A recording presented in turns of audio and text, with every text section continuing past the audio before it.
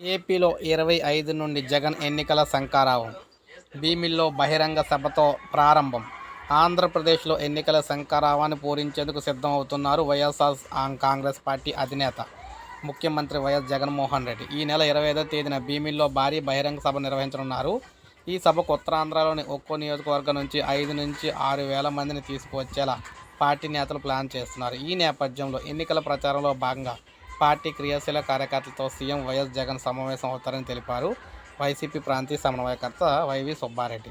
విశాఖలో ఆయన మీడియాతో మాట్లాడుతూ, భీమిలిలో జరిగే బహిరంగ సభ ద్వారా కేడర్కు జగన్మోహన్ రెడ్డి దిశానిర్దేశం చేస్తారని తెలిపారు. పార్టీలో అసంతృప్తులు తొలగించడం, ఎమ్మెల్యేల అభ్యర్థుల మార్పు గల కారణాలను నేరుగా సీఎం జగనే వివరించి చెబుతారని కూడా పేర్కొన్నారు.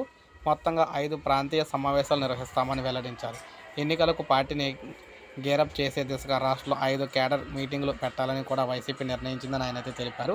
సో ఈ విధంగా భీమిలిలో 25న ఎన్నికల సంక్రామం అయితే మోగిస్తున్నారన్నమాట జగన్ గారు. సో ఇది ఫ్రెండ్స్, ఈ వీడియో నేను లైక్ చేయండి, సబ్స్క్రైబ్ చేసుకోవాలి, మన ఛానల్ సబ్స్క్రైబ్ చేసుకుని